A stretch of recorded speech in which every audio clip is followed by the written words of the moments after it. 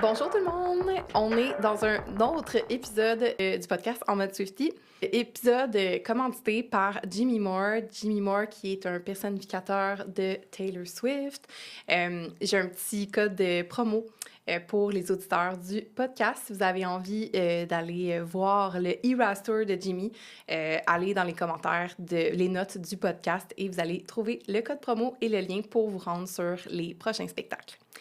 Aujourd'hui, épisode un peu spécial. On sort un peu des analyses d'œuvres, des analyses de Taylor. On s'en va ailleurs aujourd'hui. Je suis très excitée de cette... parce qu'on c'est ça, on s'en va ailleurs. On va parler de l'astrologie autour de Taylor Swift. Et je ne pouvais vraiment pas faire cet épisode-là toute seule. J'ai invité Maude et Lauriane, deux astrologues, pour venir parler. Ben, en fait, deux Swifties astrologues pour venir parler.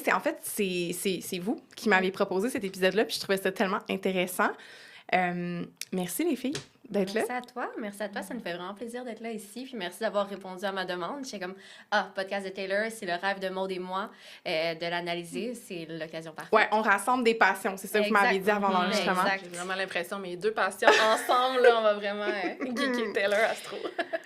Moi, j'ai vu les notes et ça va être vraiment intéressant. Avant de se rendre là, on va présenter mes deux invités, leur petit côté Swiftie. Fait que, on va commencer par Maude. Maude, bon, à chaque personne qui vient dans le podcast, je demande tout le temps l'album préféré ou l'album du moment et la chanson préférée, chanson du moment de Taylor. Donc, je te laisse nous raconter ça. J'avoue que je trouve ça difficile. Je pense que je vais aller avec mon album vraiment préféré pour une raison sentimentale qui va être Red. Parce qu'il m'a accompagnée dans une période de ma vie vraiment Red. Genre, ça décrit exactement. J'ai l'impression que la vie de Taylor au complet suit la mienne parce qu'on a des âges similaires. Puis je pense que c'est ça pour beaucoup de Swifties. Fait que j'irai avec celui-là. Puis pour la chanson, ça va être ma chanson du moment que j'écoute sur repeat. C'est The Lakes. OK. Je suis dans mon poète era. Ouais, je pense. Trop cool. OK, ben merci. Mon Dieu, merci. Et pour toi, Lauriane? Ouais, pour moi, ben écoutez, moi, faut que je vous avoue, je suis une nouvelle Swiftie. Moi, c'est depuis vraiment l'année 2024. Taylor, elle m'a accompagnée dans un moment très creux de ma vie. J'ai vécu un deuil, puis j'ai vécu une fin de relation. Puis, à ce moment-là, j'ai découvert la chanson « You're Losing Me ». Oh, wow, OK. Puis, je me rappelle encore de comme l'après-midi d'hiver que j'étais assise sur mon balcon à pleurer dehors et à l'écouter en plein hiver sur repeat. Puis j'étais comme, ça me touche tellement. Taylor, ça fait... Tu sais, je l'aimais beaucoup quand j'étais jeune, puis j'avais comme arrêté de l'écouter à cause que quand c'est trop trendy, on dirait que je suis comme, non, j'ai pas envie de m'investir là-dedans. Puis j'ai juste redécouvert, puis c'est en même temps qu'elle a sorti TTPD, puis cet album-là m'a tellement accompagnée dans justement tout ce que j'ai vécu en 2024. Ça a été mon album de l'année. Mon Spotify, il a dit à la fin de l'année, c'est ce que j'ai écouté, c'est du Taylor Swift à fond. Fait que je dirais que c'est ma chanson préférée, ça serait You're Losing Me parce que j'y reviens tout le temps puis je l'aime toujours. Elle a vraiment une signification. Ah ouais, vraiment. Elle m'a vraiment fait connecter profondément à Taylor. Puis après ça, mon album, c'est TTPD. Il est juste flawless. Ben, avec ce que tu décris, TTPD, tu sais, c'est pas un album qui est trendy. Tu sais, c'est pas un album qui a comme des grosses chansons pop. Puis si t'étais dans plusieurs deuils en même temps, c'était probablement le bon album pour t'accompagner. T'allais chercher directement les feelings dans le cœur et tout. Là. Puis après ça, je me suis replongée dans les autres. J'ai écouté Lover, j'ai écouté Midnight. J'avais comme tout le temps une tune de chaque album qui m'accrochait. Puis après ça, j'allais plonger. Puis, ben, c'est ça. Je suis deep down là-dedans maintenant. Trop cool. Mais c'est le fun. C'est le fun de voir à quel point que, tu sais, c'est par des affaires différentes. Comme, tu sais, moi, c'est pas since debut là, que c'est comme une de mes artistes préférées. Moi aussi, c'est Red. Je suis comme, since forever, since high school, genre, Taylor, in my heart. Moi, c'est Red.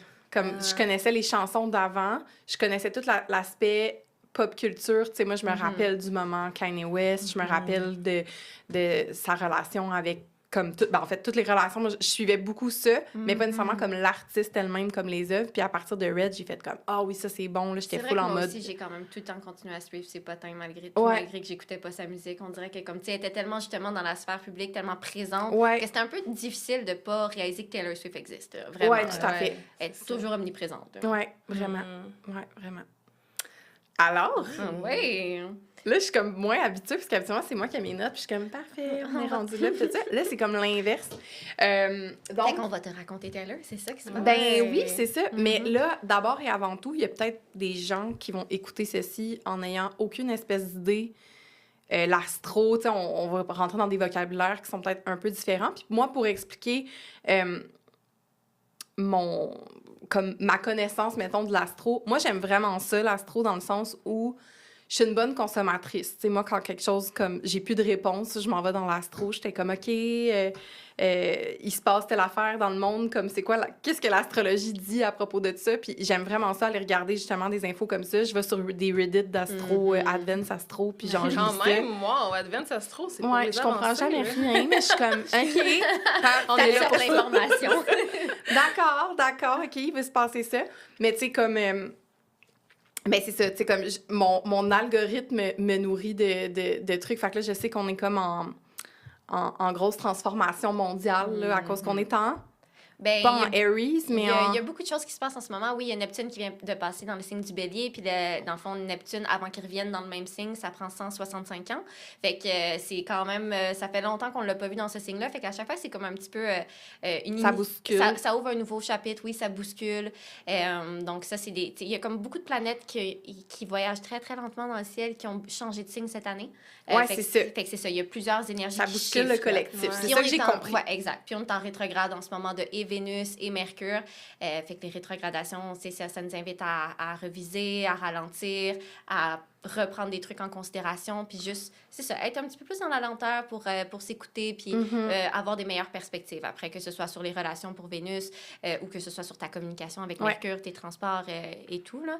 Fait que oui, il y a beaucoup de choses qui se passent en ce moment dans le ciel. Puis on s'en va vers une période qui va être un peu plus active aussi, dans le sens qu'on avait toutes les grosses planètes qui étaient dans une énergie plus passive, plus réceptive, plus lente, plus dans l'émotion, puis là, on tombe dans l'air, le feu, qui est vraiment le mouvement, la création, l'action, fait que quand ces grosses planètes-là changent, il y a beaucoup de choses qui changent dans les sociétés en général. On va le sentir dans nos vies personnelles aussi, mais autant Taylor que nous trois, que les gens qui nous écoutent vont le sentir dans leur carte du ciel aussi, parce qu'on a tout notre blueprint natal. Oui, c'est ça.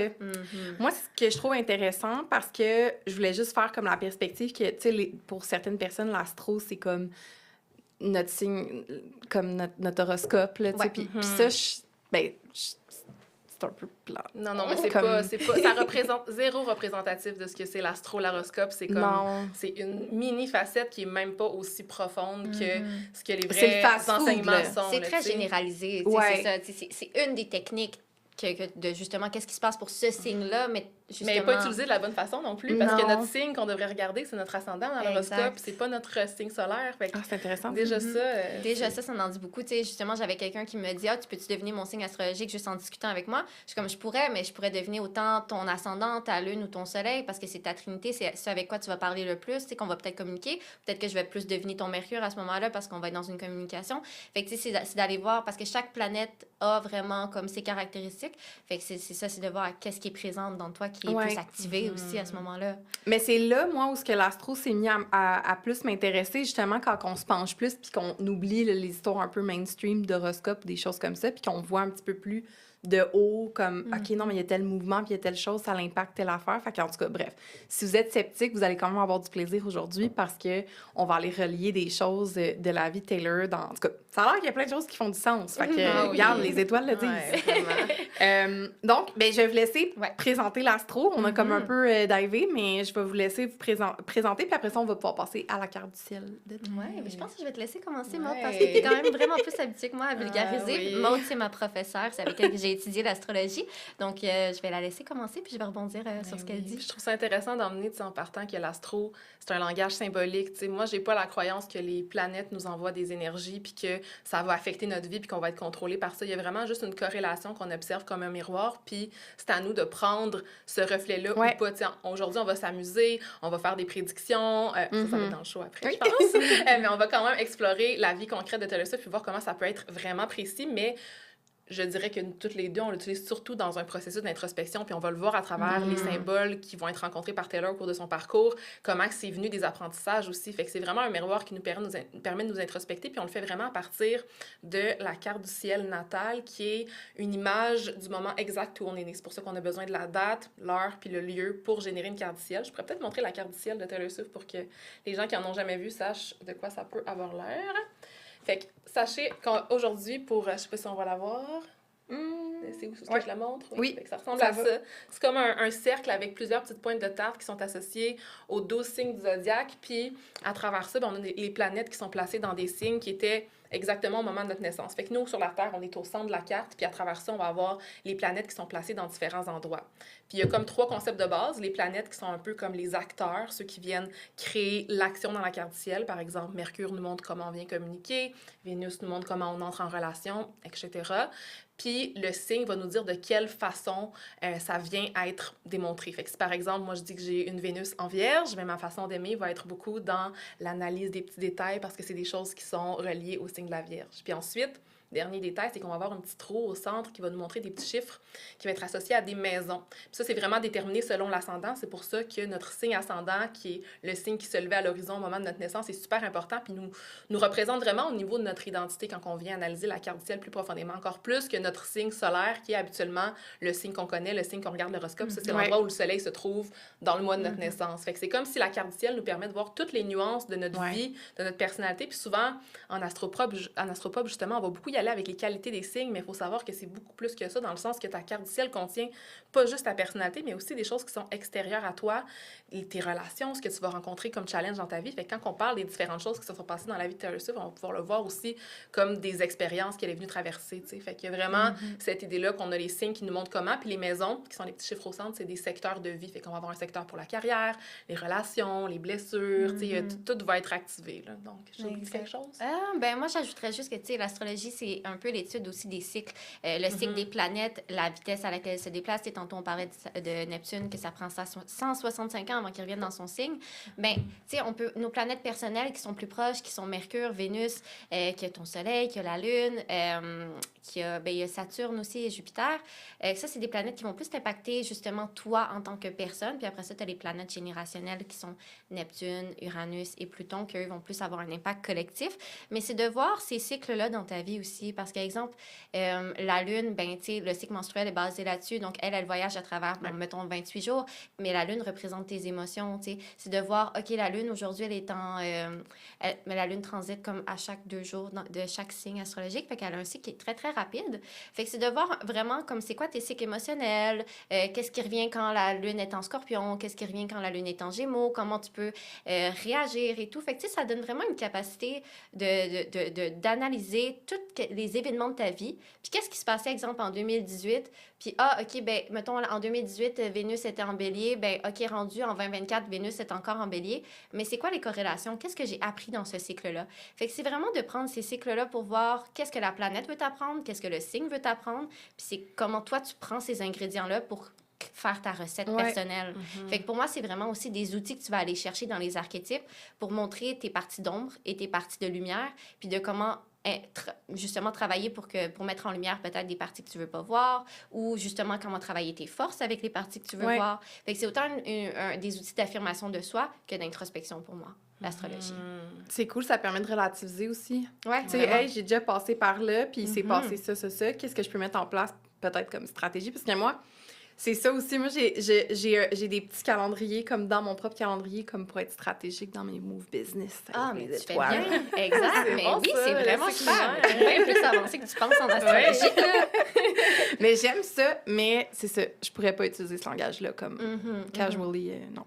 Ça prend une grande passion, une grande obsession. Exact. Oui, c'est ça. On parlait d'obsession tantôt, là, puis ça en prend une parce qu'il y a... C'est une boîte de Pandore que tu ouvres. Là. C'est des centaines d'années d'études. Là. C'est Platon qui a mis Hermès, Socrate, qui étudiait les étoiles à ce moment-là, puis qu'est-ce qu'il pensait. 2000 ans, là, oui, c'est ça. Il y en a beaucoup là, d'apprentissage qui s'est fait, puis autant que ça s'est fait démoniser, autant qu'il y avait une période de la vie que l'astrologie était enseignée dans les écoles et tout, puis c'est vraiment ancré dans l'apprentissage de la société. Autant que la science puis la mathématique, là, comme c'était un équivalent à ce moment-là. Comme s'il y avait comme une interconnexion entre le rationnel puis l'intangible, tu sais, qu'on a perdu maintenant dans nos sociétés. Oui, que justement, les gens pensent que c'est beaucoup plus relié à l'intangible, mais c'est aussi beaucoup des calculs. Justement, les prédictions, ça va être beaucoup des calculs de comme, OK, la planète, elle va, à quelle vitesse elle va se rendre à tel endroit, puis à quel degré qu'elle va avoir avec, mettons, une autre planète, quelle est leur relation, puis quel est l'impact de cette relation-là ensemble.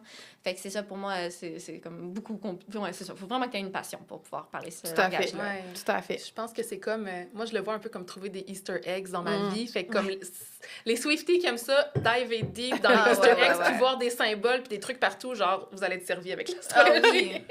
Puis avec l'épisode d'aujourd'hui aussi, parce que justement, quand je parlais des cycles tantôt, bien, on va justement, on a utilisé une technique de profection annuelle, c'est ça, hein?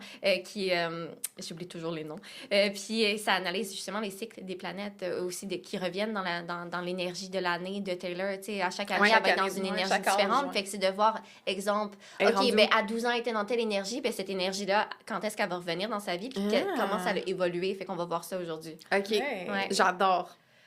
Génial, fait qu'on serait-tu prête à plonger dans la carte de Taylor? Plongeons dans la carte de Taylor, maintenant qu'on a...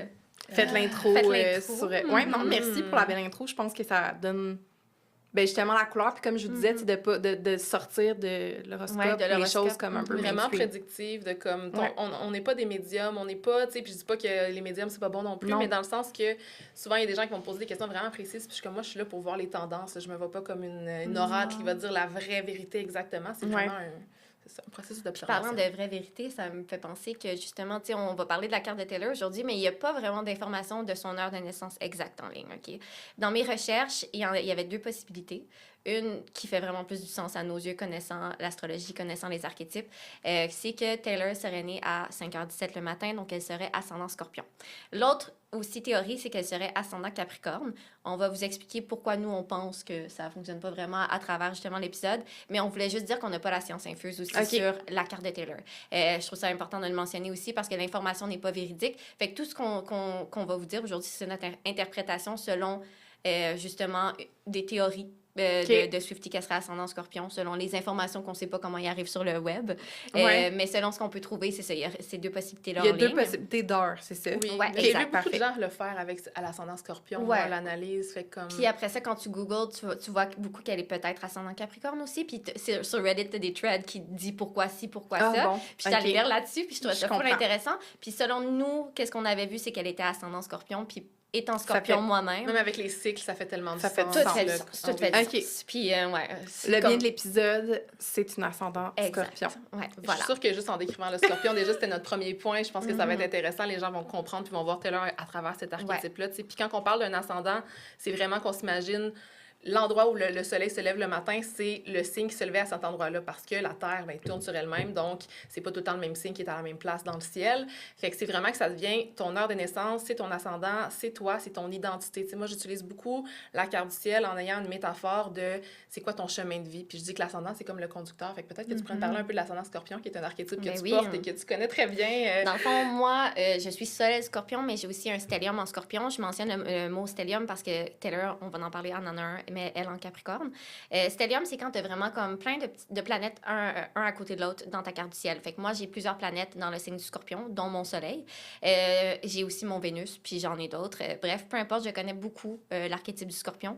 Le Scorpion, c'est un signe qui est décrit comme étant mystérieux, obsessif, intense, dramatique, qui peut être revengeful parce qu'on n'oublie rien, les Scorpions.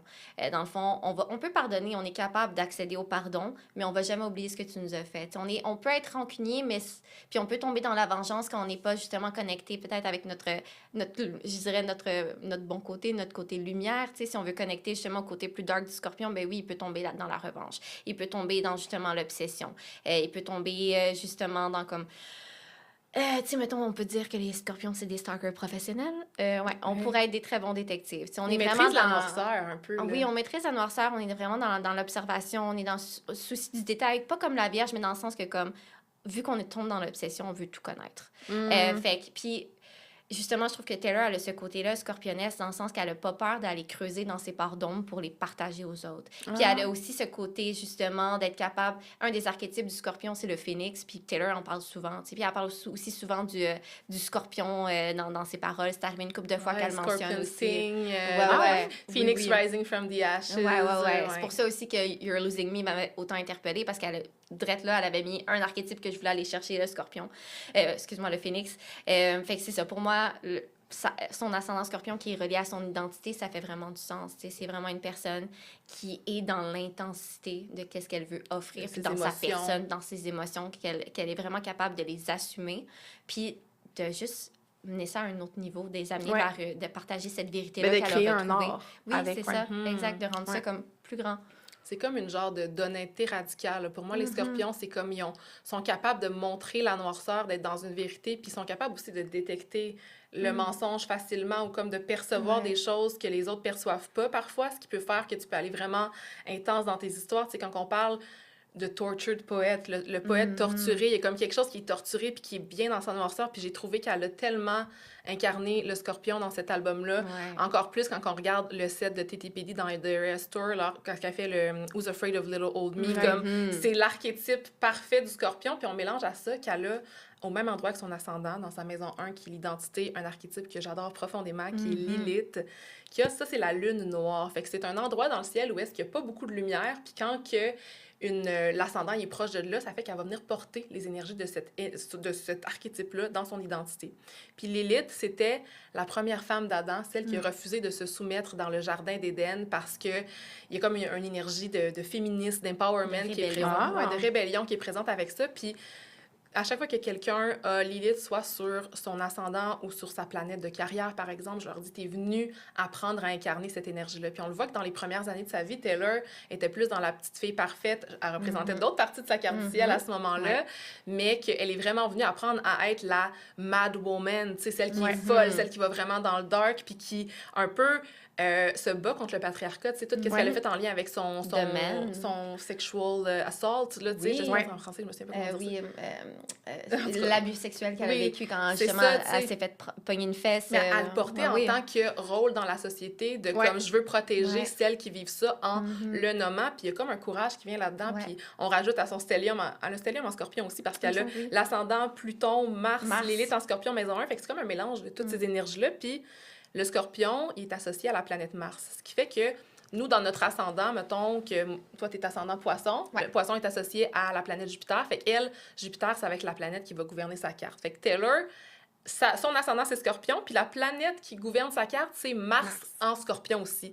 Puis ça, j'appelle ça notre maître d'ascendant. Puis je dis que c'est un peu dans notre chemin de vie, là, si je reviens à ma métaphore, notre GPS intérieur. Fait que c'est comme si elle a le GPS intérieur parfait. Elle va prendre les décisions qui sont en concordance avec son identité, avec qui elle est vraiment. Fait qu'il y a comme cet avantage-là.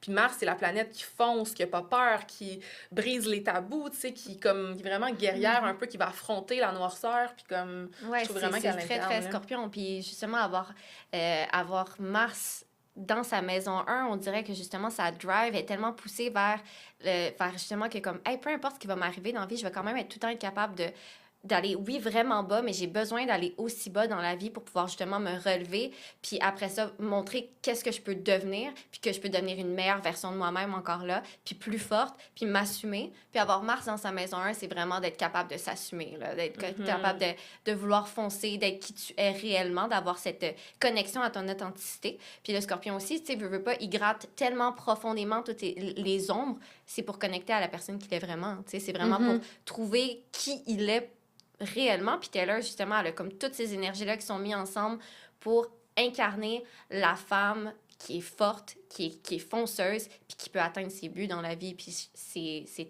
depuis qu'elle est jeune, elle est ça, tu sais. Puis c'est pas tout le monde qui aurait Mars. Tu sais, moi, j'ai Saturne dans ma maison 1. Saturne, c'est une planète qui nous apprend un peu plus les leçons de la vie, les apprentissages. C'est un peu le Big Daddy Energy du zodiaque qui est capable de dire non, attends. je vais te montrer comme tu vas devoir vivre telle et telle expérience avant d'atteindre ton but. Patiente un peu. Oui, ça t'apprend la patience, tu sais. Puis moi, ben, ça a été super long dans ma vie avant que je trouve réellement qu'est-ce qui me passionnait dans la vie, qu'est-ce que je voulais faire comme carrière, tu sais. Fait que je trouve ça toujours intéressant de comparer les maisons, puis de voir les planètes qui s'y retrouvent, puis de voir la différence. Fait que pour moi, que Taylor ait Mars qui est en Scorpion dans sa maison 1, c'est comme ça, il va par là, puis comme vous allez pas me dire quoi faire, parce que le Scorpion n'aime pas ça se faire dire quoi faire non plus. Ouais, fait que ça marche, là. C'est sur le... C'est on character. Toi, étant Scorpion, est-ce que tu relates un petit peu sur les Ben caractéristiques? oui, vraiment. Vraiment, Ouais. c'est comme... C'est ça. Je sais pas, on en a parlé un peu de mon ascendant tantôt avant l'enregistrement, mais moi, tu décris le Scorpion, puis je suis comme...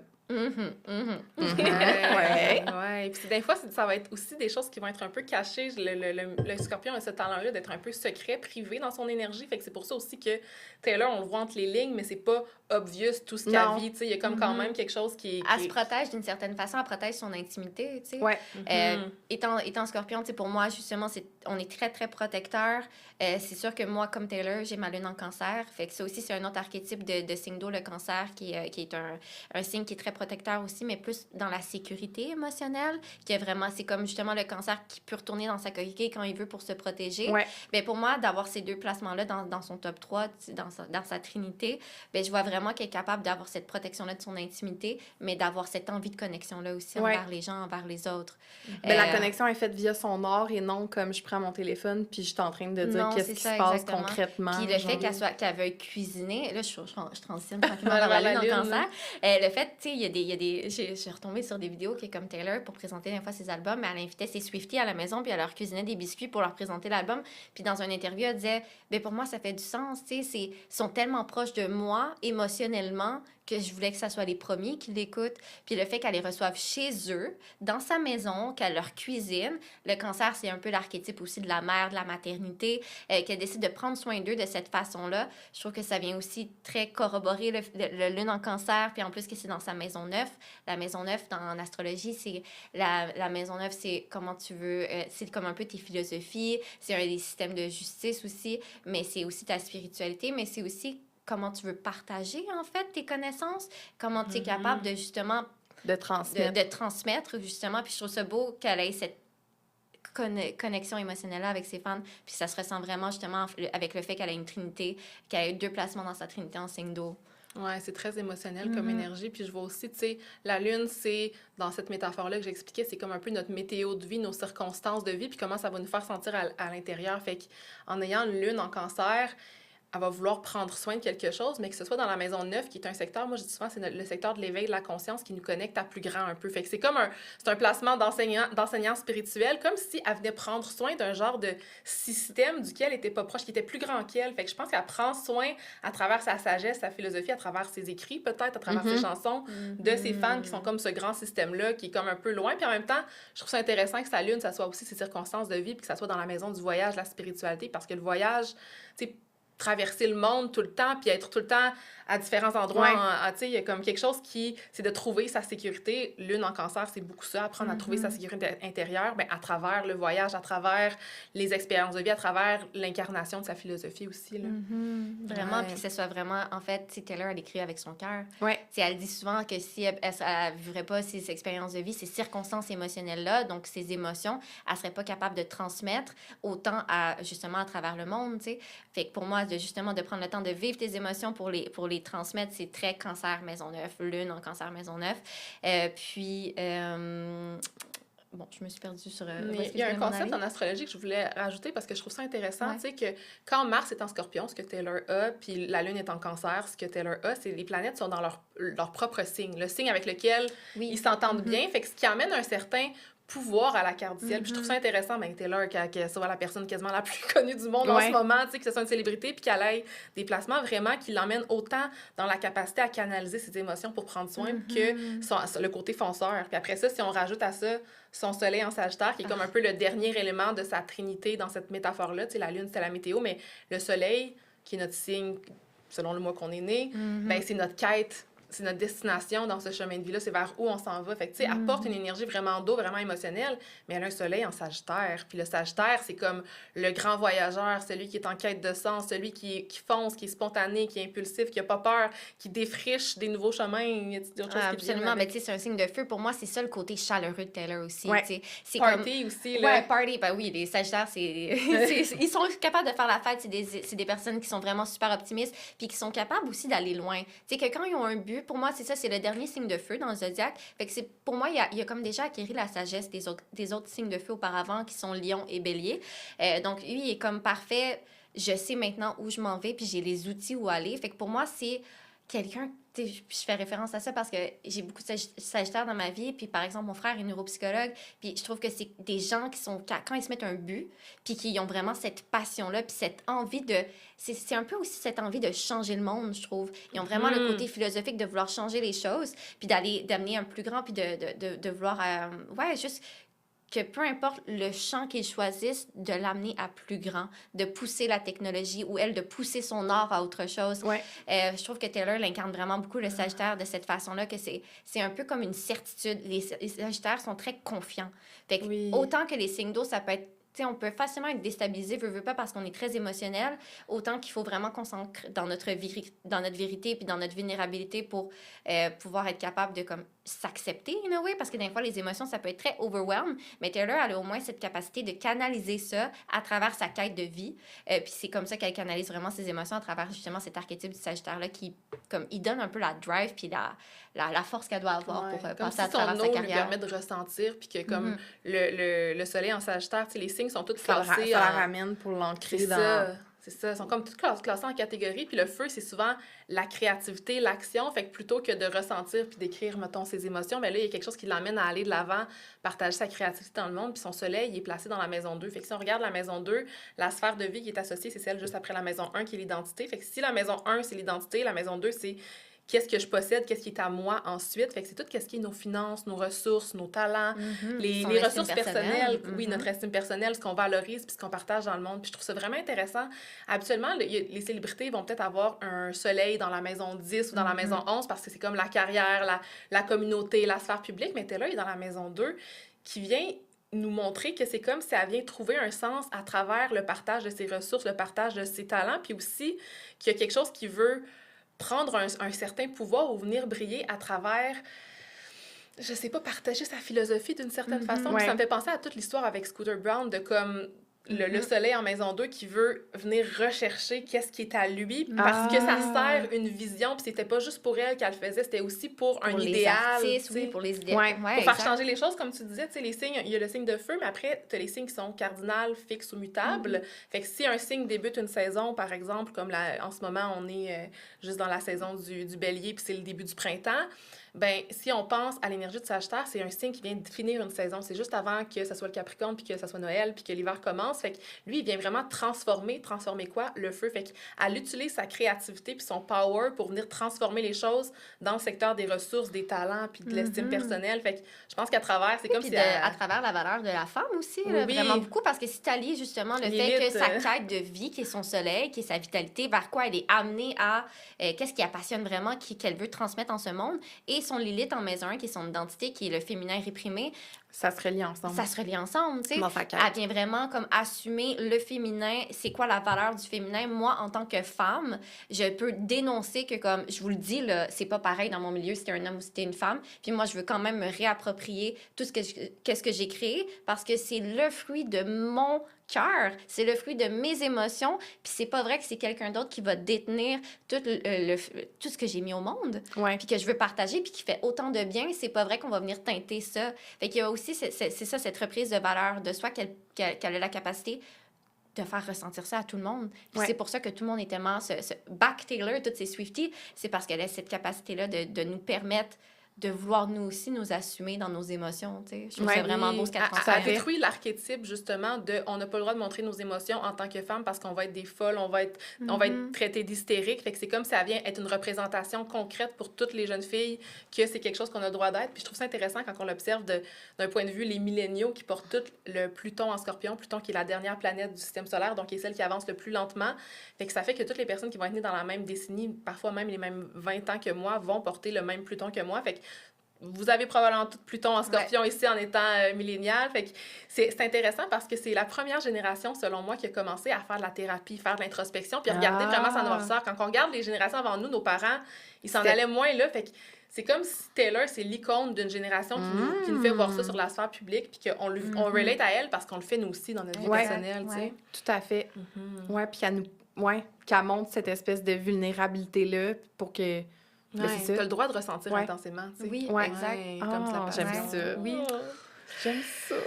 Ben, il y a aussi un autre placement dans la carte de Taylor qui est super intéressant. C'est sa planète Vénus. Vénus, c'est la planète des relations, comme j'ai mentionné un peu plus tôt, mais c'est aussi la planète qui est associée à la beauté, à l'art, aussi à ton aspect financier, aussi un petit peu comme les lois non écrites de la société, comme un peu un genre de système comme plus axé sur les valeurs émotionnelles aussi, si on peut dire, qui est aussi la planète de l'amour. Puis, ben, ce qui est un peu atypique comme placement, c'est qu'on peut dire, c'est que c'est Vénus est en Verseau dans la planète de Taylor. Puis pourquoi je dis atypique? Parce que le Verseau, c'est l'archétype du rebelle du zodiaque. C'est celui qui est visionnaire, qui est l'innovateur, qui veut vraiment comme prendre les structures établies, mais les jeter à terre, puis que ça ne dérange pas d'être le weirdo de la gang, tu sais. C'est vraiment... Hors norme, là, ouais, vraiment hors norme. Fait que, tu sais, le côté... puis c'est sa Vénus, c'est les relations qui sont hors normes avec le Verseau, mais qui aussi veut... C'est comme si Taylor avait comme plein de petits outils dans sa carte du ciel, plein de petits ingrédients qui nous amènent à pousser un petit peu plus loin comme des normes de la société. Puis, elle est dans sa maison 4. La maison 4, c'est la maison justement de la famille, la maison qui est de ta sécurité, de tes racines, de ta lignée ancestrale, mais aussi comme ton cocon que tu bâtis, puis aussi de ta créativité, comment tu vas la bâtir pour mettre quelque chose au monde. Après ça, dans la maison 5, qui est une planète comme plus reliée au plaisir, à la créativité. Mais c'est ça, tu sais, la maison 4, pour moi, c'est comme vraiment ta maison que tu te construis. C'est ta vie privée, c'est tout ce qui est caché. Oui, c'est ça, exact. Tu sais, c'est vraiment comme comment tu vas vivre ça à l'intérieur de toi.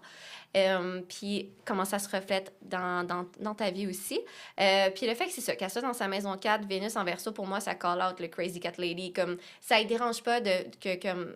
Oui, OK, elle a peut-être cette envie-là de la maternité, comme tout le monde. Tu sais, Taylor, on s'entend, si elle a une lune en cancer, ben, elle est très connectée émotionnellement. Peut-être qu'elle va avoir envie un jour de vivre ça, la maternité, tu sais.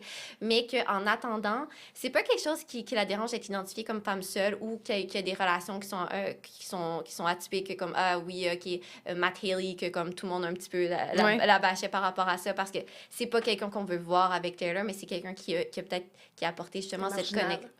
Oui, c'est ça, c'est quelqu'un de super marginal, fait qu'on n'est pas habitué de voir ça. Mais pour moi, ça m'a comme pas surpris qu'elle soit attirée vers quelqu'un de ce genre-là, parce que c'est quelqu'un qui vient chercher son petit côté atypique des relations. Ou sinon, tu sais, sa relation avec Joe, c'est atypique de devoir se cacher, d'être dans une relation, puis de pas vouloir justement, de pas pouvoir être sur la sphère publique avec lui. Ou juste sa relation atypique à la maison, le fait que justement sa maison, ils se sont déplacés pour pouvoir mettre sa carrière, que ses parents se sont séparés, mais ils ont quand même décidé de comme, être ensemble pour propulser la carrière de Taylor. Tu sais, pour moi, c'est vraiment, OK, ben ta maison en tant que telle, elle est à l'intérieur de toi, clairement. Puis c'est pour ça qu'avec sa lune en cancer, elle est capable de sentir sa sécurité émotionnelle, parce que ses racines, ben, c'est ça, c'est changeant, c'est un signe d'air, le Verseau. Fait que, tu sais, ça reste quand même assez... aérien. Mais tu sais, c'est rien de comme super concret, ancré, de comme, ah oui, moi, j'ai ma vie, j'ai ma maison, c'est ci, c'est ça. Non, genre comme sa maison 4, sa famille, ben c'est pas grave si ça sort des sentiers battus. Puis elle est à l'aise là-dedans. Okay. On va vraiment c'est intéressant. Aussi. Tu peux vivre des challenges aussi avec ça parce que, tu sais, le Verseau, c'est vraiment celui qui est hors norme, donc qui peut ressentir de l'aliénation. L'endroit où tu as du Verseau dans ta carte du ciel, c'est souvent où tu vas te sentir peut-être aliéné, différent, rejeté. Puis vu que c'est sa Vénus qui est les relations, c'est qu'elle a été beaucoup aliénée au niveau de ses relations, d'être jugée sur la sphère publique, puis qu'on dise plein de choses, puis qu'on sache pas nécessairement, tu sais, que ça soit privé à certains moments, puis d'autres moments être avec des personnes plus marginales. Fait que c'est comme si, on dirait que je vois un peu Blank Space à travers ça, comme si Blank Space était une incarnation de son Vénus en Verseau qu'elle se permettait de faire « Hey, moi, c'est comme ça. » Ouais, définitivement. Ah, c'est intéressant. Ouais. Ça me faisait penser, quand tu parlais de ses parents, tu sais, Taylor est vraiment, justement, comme le cocon familial la suit dans l'espèce d'entreprise. Ouais. Il appelle ça Puis une ça aussi, c'est entreprise atypique. familiale, ce qui est quand même très drôle. Très C'est grosse pas la entreprise vision que j'ai. familiale. Non, c'est ça. La vision que j'ai Let's go, quand on Taylor, tu supportes ta famille avec Ouais. ta passion.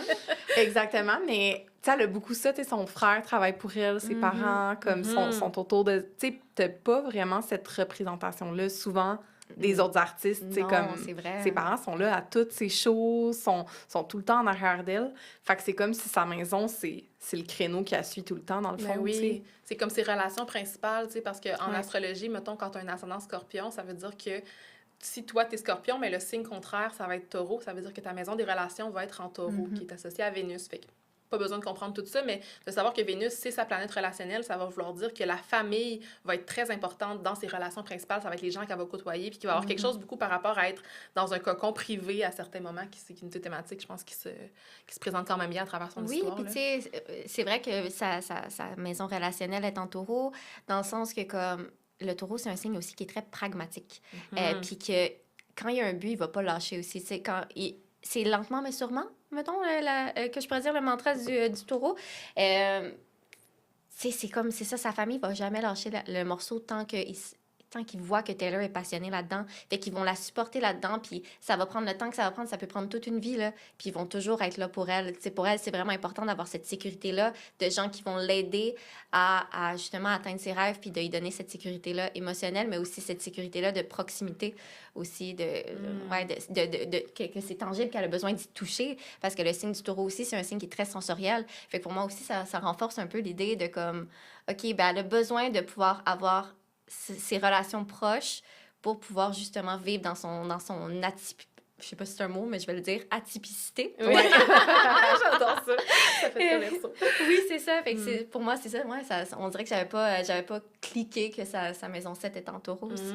Puis que c'est comme si, je sais peut-être que tu vas pouvoir y répondre, mais comme on dirait que je vois aussi la possibilité de conflit par rapport à justement cette entreprise familiale-là. Tu sais, si on va un petit peu plus loin dans son Mercure en Capricorne, puis on a parlé de son énergie de cancer, la lune en cancer qui est comme full l'accueil des émotions, comprendre, prendre soin justement de son monde intérieur, puis l'archétype de la mère, t'en as parlé. Puis dans sa carte du ciel, elle a comme une tension. Fait que si vous générez votre carte, vous allez voir qu'il y a plein de petites lignes dedans.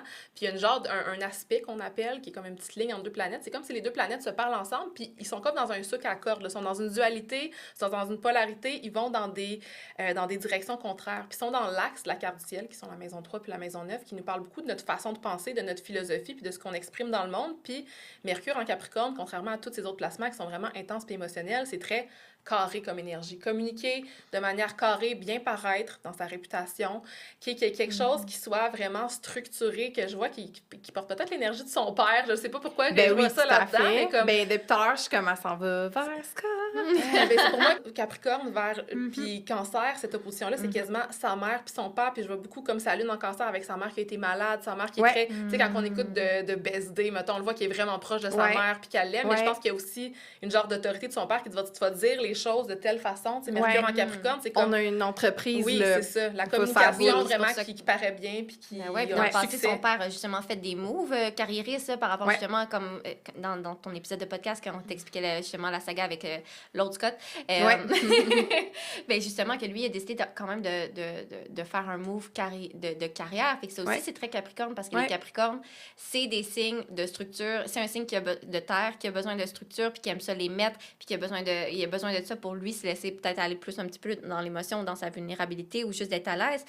Mais c'est un signe qui peut être très froid, puis très goal-oriented. Pour moi, c'est un peu l'archétype de la chèvre de montagne. La chèvre de montagne, qui, pour lui, ben, il n'y a rien qui est infranchissable. Non. Fait que on va passer par là si ça marche pas, puis on va faire telle affaire. C'est ça. Fait que je vais t'amener à ton but, mais comme tu vas devoir justement être rigide, puis à ton affaire, là, un autre... C'est ça, le Capricorne, il est gouverné par Saturne. Puis tantôt, je mentionnais que c'était le Big Daddy Energy du Zodiac. Ben c'est ça, la discipline, tu l'as dit, c'est vraiment le mot du Capricorne.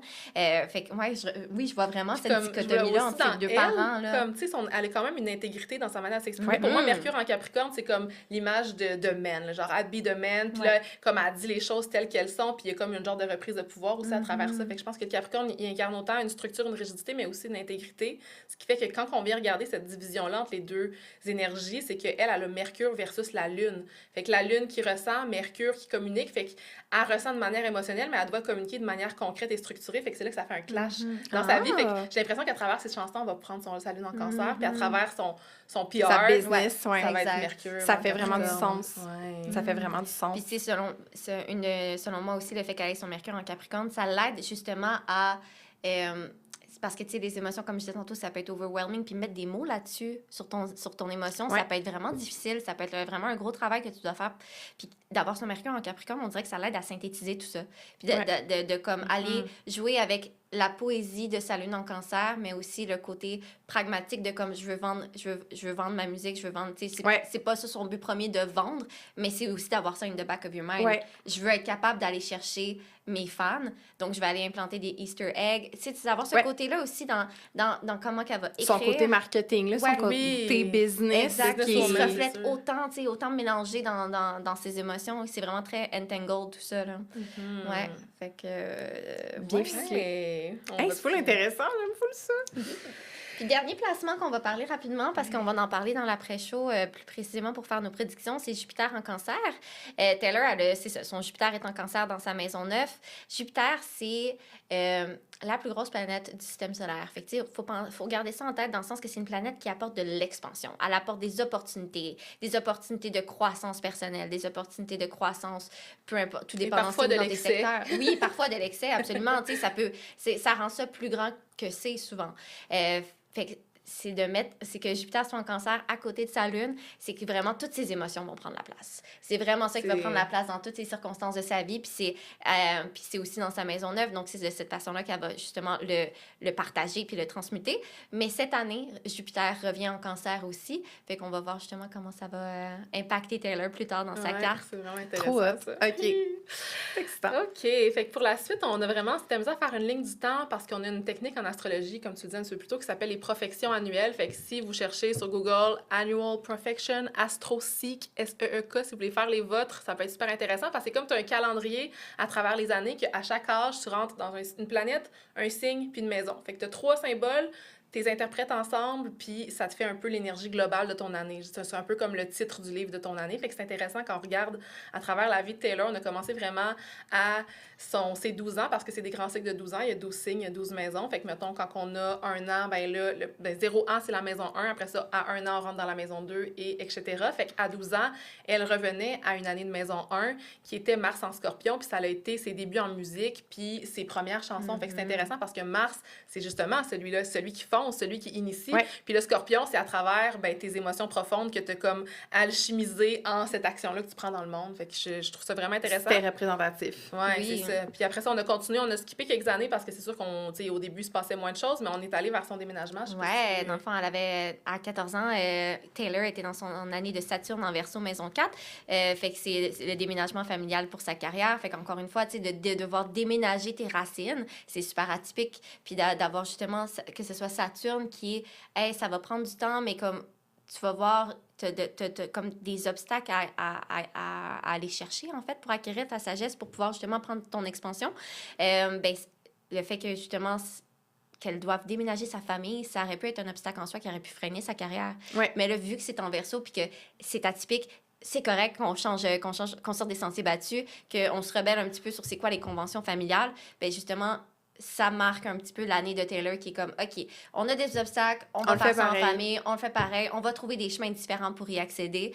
Puis c'est ça, tu sais, chaque déménagement nous apporte un peu son lot de sagesse. Moi, pour avoir déménagé plusieurs fois dans ta vie, tu sais, c'est toujours un moment où est-ce que tu te délaisses des choses pour faire de l'espace, pour accueillir. C'est ça qui fait Saturne, là, il vient te retirer d'un espace, sûrement qu'elle a été retirée de ses amis, sûrement qu'elle a été aliénée d'avoir une vie atypique à ce moment-là, qui a fait qu'il fallait qu'elle voie les choses autrement, tu sais, c'est vraiment... Puis qu'elle accepte que pour atteindre son rêve, ça prenait ce côté-là atypique. Oui, puis que ça prend de la patience, puis que ça prend de la gestion, puis que pour y arriver, ben c'est ça sera pas facile, mais si t'es assez discipliné, ben tu vas pouvoir y arriver, tu sais. Fait que après ça, dans le fond, on est allé vers quand elle avait 17 ans à peu près, quand elle a sorti son premier album. Donc, elle était dans une année de Mars en Bélier en maison 6. La maison 6, c'est vraiment le secteur du travail. Ça va parler de ton travail, de ta routine, de ton hygiène de vie aussi, de ta santé physique. puis que ce soit Mars en bélier, donc Mars qui vient jouer sur son ascendant, donc sur son identité, mais qui est dans le fond qui est dans le signe du bélier, qui est l'autre signe qui est gouverné par Mars, mais le bélier, puisqu'on est dans la saison en ce moment, vous l'aurez deviné, c'est un initiateur. C'est le premier signe du zodiaque, c'est lui l'étincelle. Fait que c'est vraiment comme cette année-là, le début. Ouais, c'est comme ce petit sparkle du début de comme, OK, je me lance, je suis moi, je m'assume et je me présente à la sphère publique. Puis qu'est-ce que j'ai comme énergie pour m'aider? Ben, c'est l'énergie de Mars qui vient me permettre de m'accepter puis de foncer en même temps. Ouais, c'est intéressant que son année de 12 ans puis que son année de 17 ans aient les deux gouvernées par Mars parce que c'est deux années d'initiative. Là, moi, je suis devenue entrepreneur à mon année de Mars. Puis il y a vraiment cette énergie-là qu'on fait quelque chose de nouveau. Mais quand on le fait dans l'énergie du Scorpion, comme quand elle a commencé à écrire, ben, elle le faisait de manière qui était vraiment émotionnelle. Maintenant, c'est plus extériorisé dans le monde, dans l'énergie du Bélier. Fait qu'on dirait que elle commence la musique, initiation, Mars en Scorpion, puis après ça, elle sort son premier album, Mars en Bélier, encore qu'elle commence donc sa carrière. C'est ça, exactement. Commerciale, ouais. Ouais. Trop intéressant, c'est le fun. OK, parfait. Ensuite, on s'est dirigé vers ses 19 ans, 20 ans, où est-ce que là, on a avancé un petit peu, puis elle va être rendue dans la maison 8, dans la maison 9. Fait que son année 19 ans, 2008, c'est la sortie de ses albums Fearless, Love Story, quand elle avait 19 ans. Fait que comme... C'est l'énergie de Mercure en Gémeaux, maison 8. Puis ce que je trouve intéressant avec ça, c'est que la maison 8, on dit souvent que si on parle de la maison 2 comme nos finances, la maison 8, c'est celle qui est à l'opposé. Fait que c'est un peu les ressources des autres. Puis ça a été des albums qui ont été un peu donnés à quelqu'un d'autre à ce moment-là. Fait que sans qu'elle le sache, parce que la maison 8, c'est aussi la maison des secrets. Fait que c'est comme si, de manière inconsciente, elle avait donné des ressources qui sont... Mercure, c'est la planète de la communication, c'est la planète de la voix. Fait que c'était Mercure, Gémeaux, maison 8. Je partage mes ressources intellectuelles. Le Gémeaux, c'est un signe qui est super intellectuel. Je partage ma voix, mes écrits, et je les donne à quelqu'un d'autre. Puis, tu sais, là, quand ça va revenir 12 ans plus tard, qu'est-ce qui se passe? On va le voir. Mais comme, je trouve ça intéressant aussi, elle sort 2 autres albums qui ont été super. Tu sais, Love Story, c'est vraiment ce qui l'a fait connaître le plus. Puis que ça soit Mercure en Gémeaux, c'est comme j'exprime ma voix cette année-là, tu sais. Puis après, l'année qui a suivi, ben, elle tombait dans une année de lune en Cancer, maison 9. Puis la maison 9, c'est la maison du voyage. Puis c'était ses premières tournées mondiales. C'était les premières fois que Lune en Cancer, qu'elle venait rechercher sa sécurité intérieure, prendre soin d'elle, puis sûrement qu'elle le faisait aussi avec sa mère, fait qu'il devait avoir une énergie de mère dans la Lune en Cancer. C'est son agente, elle l'accompagne tout le temps, puis elle va... Ils sont ensemble tout le temps, oui, tout le temps, since the beginning. Exact, là. Puis elle choisit comment qu'elle s'habille, puis c'est tellement cute, ils ont l'air d'avoir vraiment une belle relation, là. Fait que oui, sa mère l'a accompagnée là-dedans aussi. Puis c'est aussi la première fois qu'elle s'est montrée vulnérable, autant à travers la sphère mondiale. Oui. Tu sais, on s'entend, la Lune, c'est les émotions, cancer, vulnérabilité à fond. Fait que c'est la première fois qu'elle se présentait de cette façon-là, vraiment comme à fond. Dans le monde, là, c'est ça. Ouais, dans le monde, là. Fait que ça aussi, c'est super intéressant. C'est vraiment intéressant. Puis, tu sais, il n'y a pas eu des trucs qui étaient... clair à chaque année, mais quand on regarde le cycle des professions à travers la carte, on tombe dans la maison 9, après on tombe dans la maison 10, qui est une année de carrière, puis elle, ça donne que sa carrière, c'est Soleil en Lion, qui est, pour moi, c'est la chanson Bejeweled, c'est genre briller, c'est comme être vraiment dans mon authenticité profonde, être vu dans qui je suis, le Soleil, il brille, il est là, le Lion, il prend la place sur scène, c'est le showwoman dans ce cas-ci, fait que c'est comme si 2010-2011, ça a été vraiment une expansion de carrière, puis qu'elle a commencé à avoir cette image publique-là, la maison 10, oui, c'est la carrière, mais c'est aussi notre rôle dans le monde, puis notre image publique, puis que ça a commencé tout ce qui était, tu sais, les relations publiques, comment qu'elle était perçue sur la sphère publique, comment qu'elle s'incarnait dans une énergie très shiny à ce moment-là, tu sais, après Fearless, qui était super golden, super avec lion. Ses grands cheveux aussi frisés, ça ça de aussi, lion, c'est très lion, ouais, là, on s'entend, là, si on y va dans le physique, là. Ouais. C'était ça qui la démarquait au début, là, ses cheveux, là, sa coiffure. Fait que ça aussi, c'est très Soleil en Lion. Dans la maison 10, justement, comme, OK, si on a une image de Taylor, c'est Taylor avec sa guitare et ses grands cheveux dans ce moment-là. Tout à fait. Ouais, ça représente vraiment ça, tu sais, puis quand on continue après la maison 10, c'est la maison 11, fait que là où est-ce qu'il y a le rôle public, après ça, la maison 11, c'est plus la communauté, la société, plus, je le vois plus comme ses fans, ses concerts, ou même l'opinion de la société, puis c'est Mercure en Vierge qui est là dans sa carte du ciel. C'était une année de... Mercure, c'est comme la communication, ce qui est dit, ce qui est pensé. La Vierge, c'est dans chaque petit détail. Fait que c'était vraiment une année qu'elle avait des connexions qui étaient controversées dans ses relations, puis qu'on vraiment la scruter avec la loupe. Petit détail. Mais c'est là qu'on a commencé à vraiment regarder sous la loupe ces relations. Oui, d'être dans l'over-analyse. C'est quelque chose de plus Mercure, Vierge, maison 11, que comme la société qui te scrute à la loupe. Absolument. À partir de ce que tu dis, à partir de ce que tu publies sur le web. Tu sais, Mercure, c'est les technologies aussi. Oui, puis la Vierge, elle va vraiment profond dans le souci du détail. Elle veut vraiment connaître chaque dénouement qui pourrait arriver puis être prête à tout, tu sais. C'est vraiment quelqu'un qui est dans l'intellectuel, même si c'est un signe de terre. C'est un signe de terre qui est quand même très connecté à son mental, qui veut juste tout savoir en détail. Fait que c'est vraiment la communauté qui veut tout savoir en détail sur la vie de Taylor. Elle a pas de vierge, mais la société, à ce moment-là, incarnait la vierge pour elle, tu sais. Exact. Puis Taylor, c'est quand même embryonnaire de son côté. Tu sais, elle était beaucoup sur Tumblr, puis elle partageait beaucoup. Puis je pense que c'est une des racines de pourquoi sa communauté est aussi serrée. En tout cas, la base, c'est serrée parce qu'ils ont eu l'impression d'avoir une espèce de contact à elle dans une ère où il n'y avait pas Instagram, Facebook. C'est de cette façon-là qu'on était capable de connecter à plus grand. C'est avec les MySpace, on en parlait tantôt. On a tous connu ça, là, nous, avoir un blog. Mais oui, c'est ça. Oui, Skyrock et tout, là. C'est notre manière d'écrire nos chansons puis de les extérioriser dans le monde. C'est la manière qu'on présentait notre art, nos collages qu'on faisait à ce moment-là. Fait que, puis, tu sais, c'est ça qui est... Taylor, c'était juste la même personne que toi puis moi, tu sais, à ce moment-là. Elle avait pas justement tout ce piédestal-là, ce fame-là autour d'elle. Fait que c'est beaucoup plus facile de s'identifier à quelqu'un qui est comme plus notre égal. Puis après ça, on la voit grandir, puis on est comme, wow, OK, elle est tellement inspirant. Mon ami, oui, mon ami qui est rendu là, tu sais. Je trouve ça beau aussi qu'elle ait été que sa meilleure amie, tu sais, elle a gardé vraiment la même pendant vraiment longtemps, puis encore à ce jour, tu sais. Ça n'a pas rapport avec aucun déplacement qu'on parlait, mais je vais juste... ça, c'est vrai. C'est vraiment solide, là. Mais ça aussi, c'est quand même très atypique de garder... Tu sais, comme quand... Normalement, tu sais, quand tu te propulses dans ta carrière, tu sais, d'avoir quelqu'un qui est dans ta racine, qui vient t'ancrer, donc dans ta maison 4, mais qui reste aussi longtemps avec toi. Pour moi aussi, ça révèle un petit peu, justement, le côté Verseau-Taureau. C'est comme, que tes relations les plus proches vont être vraiment ancrées en toi, mais que les gens vont pas trouver ça normal qu'elle t'ait suivi toutes ces années-là parce qu'elle a toutes les raisons du monde vous avez toutes les raisons du monde de pouvoir vous éloigner parce que vos réalités sont devenues tellement différentes que comment vous faites pour vous connecter, mais de trouver le moyen de connecter. Puis ça veut dire que son attachement émotionnel est super puissant à Taylor dans ses relations. Fait que ça aussi, je trouve ça J'aimerais très savoir beau. sa carte du ciel à elle aussi. On s'est amusé à regarder celle de Travis avec Taylor. Là, on va aller deep là-dedans un jour. OK, oui.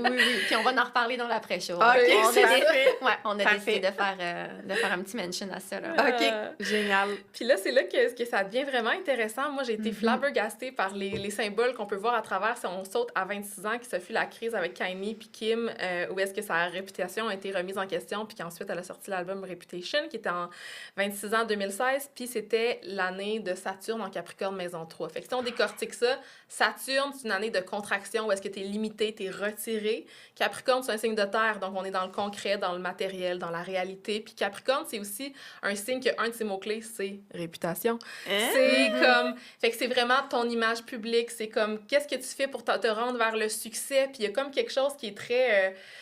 je sais pas, qui est un peu patriarcal aussi dans l'énergie du Capricorne, dans son ombre. Kanye West, c'est ça qui est comme... Pour moi, ça scream ça, tu sais, genre, je veux dire, il était tellement présent sur la sphère publique, dans sa carrière, il était, tu sais, c'est quelqu'un que tout le monde écoutait, là. Je veux dire, par le propos aussi dans sa chanson, genre, c'est très comme... Oui, c'est comme... Puis il y a aussi quelque chose que je vois à travers elle qui incarne justement ce pouvoir-là de comme, moi, c'est mes valeurs, moi, c'est mon intégrité.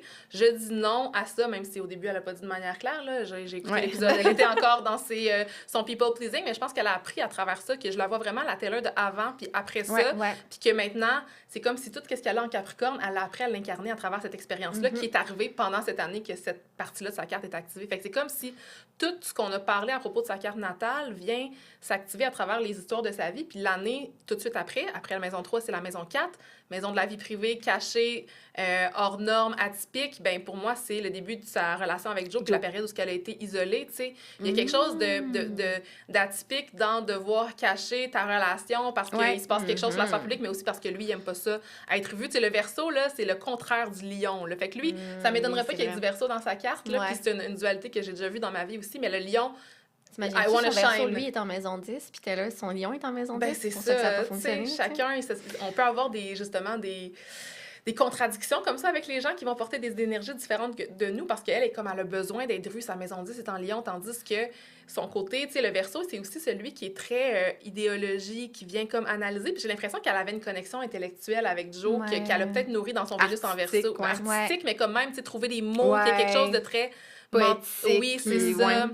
Comme si, puis là, c'est vraiment pas la même chose que je sens. Je sens que c'est comme si sa relation avec Travis vient nourrir sa maison 10 en Lion, puis que celle avec Joe vient peut-être nourrir sa maison 4 en Verseau, là, tu sais. Ben oui, ça fait tellement sens. Le moment d'isolement, c'est souvent ça, Saturne, c'est comme ça nous demande de nous retirer un peu, là. Oui, puis tu sais, justement, retirer, ben pour moi, tu sais, Kanye West, c'était vraiment l'archétype du Big Daddy à ce moment-là, puis il est allé retirer le micro, il retirer son droit de parole, tu sais. Fait que c'est rien de... Puis la maison 3, c'est aussi ton entourage, tu sais, qu'est-ce qui est autour de toi, les gens qui peuvent être proches à toi. Puis, ben pour moi, c'est ça, c'est comme ça s'invente pas, c'est Saturne en Capricorne en maison 4 à ce moment-là. Puis après ça, justement, on se déplace tout doucement en Verseau, l'isolement, l'aliénation, puis justement d'aller connecter autrement, pour moi, c'est ça.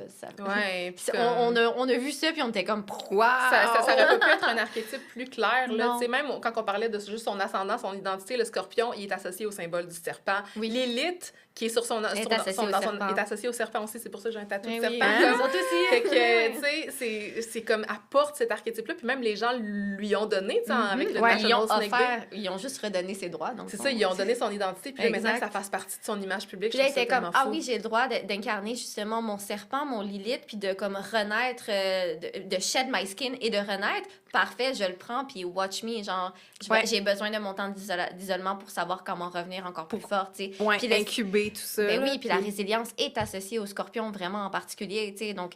Il est capable d'aller dans la noirceur puis de maintenir cette, comme... C'est vraiment le poète torturé qui se laisse vivre ses émotions pour alchimiser puis renaître par la suite, là, tu sais. Faudrait aller voir la charte à Joe, on l'a pas fait. Ben oui, Colin. On fera ça aussi. Après ça, ben l'année qui a suivi, elle avait 27 ans, elle avait eu 28 ans, fait qu'elle avait l'année de maison 5, puis l'année de maison 5, la maison 5, c'est la créativité, la romance, le plaisir, tout ce qui nourrit justement, ce qui te fait du bien. Fait que tout ce qui est quand tu crées un projet créatif dans le monde, quand elle sort une chanson, puis c'est dans le signe du poisson, qui est un signe romantique, rêveur, illusoire parfois. Illusoire, oui, définitivement. Ça va avec la sortie de Lover, comme qui est vraiment un album qui, pour moi, est vraiment dans cette énergie romantique. Puis Jupiter, c'est une année d'expansion. Après être contraint avec Saturne, ben là, tu t'en vas vers Jupiter, puis là, elle, c'est une expansion créative. Oui, totalement. Puis de romance aussi, là. Oui. Ah, c'est tellement beau. Et justement, tu sais, j'écoutais encore une fois la tune Lover, je l'adore cette chanson-là. Puis surtout là, quand je suis en début de relation, puis je suis comme genre, j'ai la tête dans les nuages, je suis vraiment comme dans Lover. Puis à un moment donné, elle dit, I swear to be over dramatic and true to my lover. Puis j'étais comme, tantôt on en parlait, puis j'étais comme, ben non, c'est sûr que t'as ascendant scorpion, là, being over dramatic and true, c'est comme. C'est ça le scorpion. Quand il est en amour, ben comme, il va montrer toutes ses couleurs, puis il va être super loyal juste à temps que tu brises sa confiance. Puis le scorpion il est super dramatique. Là. C'est impossible qu'elle soit ascendant Capricorne. Voilà, c'est dit. C'est ça, c'est dit. C'est sûr que, fallait qu'on le nomme. Pour moi, juste le fait que Lilith soit là, c'est comme, elle incarne tellement ça pour les jeunes filles, puis pour tout le monde, c'est cette reprise de pouvoir-là, anti-patriarcat un peu. Qui serait pas exprimé aussi puissamment si son ascendant serait pas à côté, tu sais. C'est ça, exactement, c'est ça. Mais non, Taylor est vraiment dramatique, puis ça fait une partie un peu de son charme, puis le côté... Je l'aime. Côté relatable. Exact. L'authenticité, la vérité dramatique, comme dans le deep de ça, là, tu sais. Fait qu'ensuite... Puis de représenter... de se laisser le droit d'être dramatique, de s'exprimer dans ce côté. On a le droit d'être vu là-dedans aussi. Les petites filles, on s'est pas fait montrer ça. Oh non, puis c'est vraiment mal vu, là. Tu sais, moi, j'en ai eu... Je me souviens, là, moi, une de mes chansons préférées, c'est... je me souviens pas, c'est le titre, là, c'est genre... I miss screaming and fighting and kissing in the rain. It's 2 a.m. and I'm cursing your name. Là, je me vois dans la pluie, dans ma relation toxique jeune qui est en train de brailler ma vie en écoutant ça. Puis j'étais comme... J'aurais pu jamais montrer cette version-là de moi à quelqu'un à ce moment-là parce que j'étais tellement vue comme une folle, mais maintenant je suis comme OK, à l'âge que je suis rendue, j'ai comme exact, je suis pas ça, incroyable. Ça, mais après Lover, qu'est-ce qui s'est passé en 2019 quand Taylor avait 29 ans? Ben c'est la crise avec Scooter. Puis c'était une année de Mars en Bélier en maison 6. Donc la maison 6 encore une fois, c'est la sphère du travail et le reflet de quand elle avait justement commencé sa carrière, fait qu'il y a comme quelque chose qui revient. Fait que le cycle se termine, tu sais, se complète, on est rendu là, mais c'est ça, là, il y a comme la crise de comme, OK, j'ai ma carrière que j'ai tout donné à quelqu'un. Puis là, ben, je m'aperçois que justement, ben, je me fais voler là-dedans puis que c'est pas aligné avec mes valeurs. Fait que c'est genre un autre moment d'initiation chez Taylor qui va aller chercher cette fois-ci l'archétype du guerrier chez le bélier. Parce que le bélier, c'est un leader, c'est un guerrier, c'est celui qui a tout pour survivre. Il y a comme cette force-là, ce feu qui est comme un peu intarissable en lui, qui va foncer. Ben là, elle est allée chercher justement ses armes avec son Mars, qui est la planète guerrière, puis elle est comme, hey, je me réapproprie ma personne, je vais me battre pour cette crise-là, puis je vais pas le faire juste pour moi, je vais le faire pour le tout le monde, collectif. pour le collectif. Celle qui prend les devants un peu. Et comme, parfait, ben comme, il y a ça qui se passe, moi, je suis pas en accord, fait que je vais entreprendre des démarches pour me réapproprier mon art. OK, j'aime ça. Puis, tu sais, après ça, ben ça a été le début de la pandémie qui a été quand même un moment spécial pour tout le monde. Mais puis dans son cas, avec elle, ça tombait dans une année de maison 7 qui est la maison opposée à la maison 1. Fait opposée à toi, ton identité égale les relations, le couple. Puis ça a été une période où, justement, tu sais, pendant la pandémie, ça a été probablement la création, la co-création avec Joe de certaines chansons pour Folklore, Evermore, dans laquelle elle était plus isolée. Puis, tu sais, une année de Vénus en taureau, une année de Vénus, c'est une année que tu es dans la connexion à l'autre, dans une énergie qu'on appelle yin, un peu plus passive, qui reçoit, qui comme prend soin de ses sens, qui est dans la nature, tu sais, ça fait très... Ça fait très folklore comme puis en plus, en taureau, tu sais, C'est Vénus est à domicile dans le taureau, fait que Vénus se sent tellement bien dans le signe du taureau, puis elle est juste tellement à l'aise, tu sais, oui, dans la lenteur, fait que ça aussi, puis ça résonne un peu avec la pandémie, tu sais, mais c'est que on te donne l'opportunité de vivre ton amour, puis de prendre du temps pour le faire, puis de justement prendre le temps de faire votre passion commune ensemble, puis de créer par rapport à ça. Donc, tu sais, c'est de vraiment comme... j'ai sens juste enveloppé dans ce voile-là de lenteur, puis de dégustation de autant leur musique que l'autre personne dans leur relation. Tu sais, je sais pas, ils étaient rendus dans leur relation, s'ils étaient encore... probablement full in love, mais on le voit dans whatever, l'écriture de ces chansons-là, à quel point que le côté poétique exact, de Joe, ou en tout cas, qui ont c'est ça. geeké ensemble à... tu sais, j'ai vois genre avec un petit café, genre comme dans une petite véranda. Qui a juste observé, s'émerveiller sur la beauté de la nature, tu sais. Tellement, tu sais, c'est comme... Vénus en taureau, c'est l'archétype de la muse. Puis je l'ai dit au début, moi, je tripe sur The Lakes en ce moment. Puis c'est comme, genre, elle s'en va dans la forêt, but not without my muse. Fait que moi, je le vois un peu dans cette énergie de comme on s'isole ensemble, puis comme on crée, puis on prend notre temps. Là, vraiment. Ben, c'est ça que ça transpire, là, ces albums. Tellement. Puis tu sais, c'est intéressant, je tiens à préciser, puis on va continuer un petit peu plus tard, mais comme sa prochaine année de Vénus, c'est en ce moment, dans une autre énergie, dans plus la balance. Fait que il y a quelque chose par rapport au retrait en couple. On en parle plus tard. C'est cool. Sinon, après ça, on s'en allait donc en 2021, quand elle avait 31 ans. Donc, on est de retour dans une année de Mercure en Gémeaux, maison 8. Qui était le lancement de ses deux premiers albums. Exact. Puis là, dans le fond... Des réenregistrements. Oui. OK, parfait. Exactement. Ouais. Ben, là, c'est les réenregistrements, mais à la dernière fois... Le 12 ans aussi, c'était quand elle les a créés. Fait que c'est comme la même année... Le même cycle, la même énergie de Mercure en Gémeaux qu'on disait, comme qui est dans la communication, dans l'expression, mais là, elle va le chercher, ses ressources aux autres. Les ressources des autres, puis là, elle est comme, OK, ben j'ai commencé mon processus de réappropriation, ben là, elle les a réenregistrés. C'est cette année-là que ça s'est arrivé. Fait qu'elle a utilisé sa voix pour communiquer, puis comme justement avec son énergie martienne qui était déjà enclenchée dans les dernières années, de se réapproprier. Puis c'est aussi Evermore qui a vu le jour pendant cette année-là aussi. C'est Evermore, ça fait très album de Maison 8, plus intime comme énergie, plus caché, plus de trucs que tu comprends pas nécessairement clairement, tu sais, elle est pas aussi vrai que dans... aérien aussi un peu, Evermore, tu sais, on sent comme justement, on sent comme si on avait fait de l'opium quasiment. Je comprends ce que tu veux dire. Ben, c'est ces fameuses histoires. Là, ben oui, exactement. Puis oui, c'est ça, c'est ces histoires, c'est ces personnages qu'elle a créés, tu sais. Des secrets. Des secrets. Oui, c'est en fait comment qu'elle voulait transmettre d'autres secrets de sa vie, mais qu'elle voulait pas s'approprier nécessairement, tu sais, rester un petit peu dans l'intimité puis dans le cachet. Tout à fait. Fait que, non, le Gémeaux, il y a aussi un genre il y a une énergie de joueur aussi. Tu sais, quand je pense à Easter eggs, cacher des choses, comme je vois vraiment le Gémeaux qui est comme un petit peu multiple, mais plein d'affaires partout. Fait qu'il y a comme ça aussi, je pense, dans son énergie un peu de trickster, tu sais, qui vient nous faire... Oui, puis clairement qu'elle avait beaucoup de temps pour penser à ces moments-là, fait qu'elle était comme... Elle devait avoir justement... être très, très, très dans son intellect pour penser à comment... Aller loin dans son...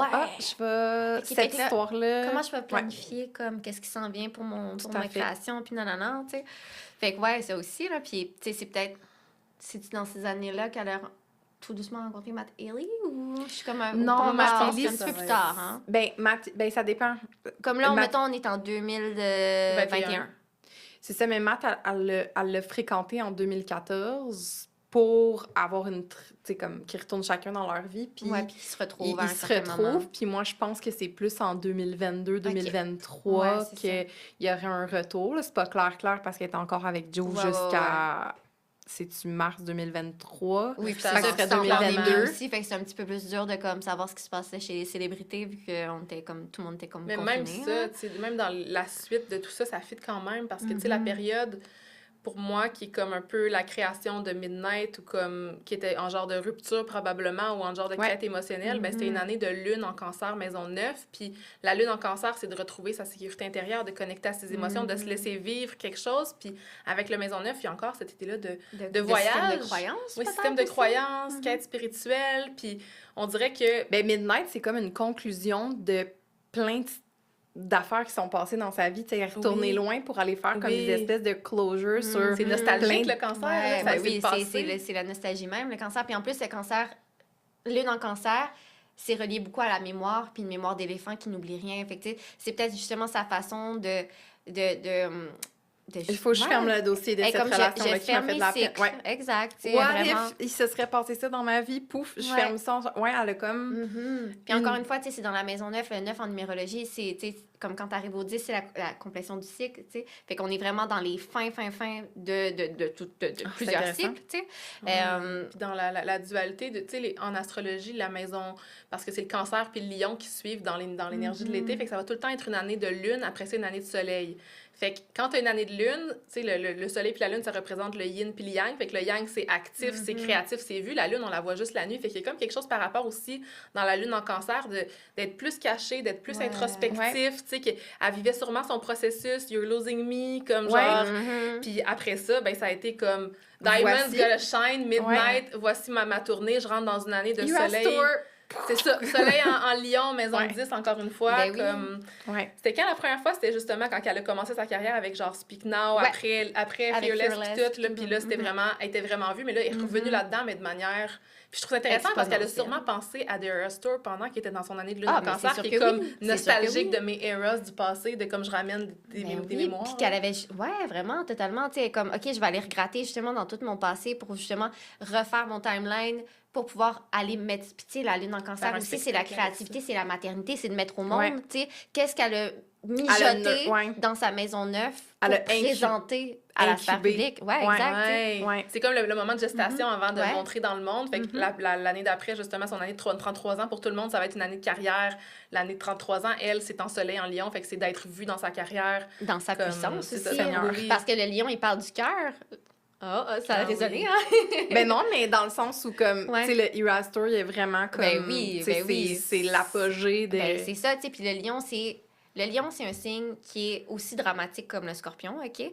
Mais d'une façon extériorisée. Fait qu'il aime ça se mettre sur les planches, il aime ça se mettre de l'avant, il aime se briller, mais briller pour son authenticité, pour qu'est-ce qu'il est vraiment, puis pour qui il est.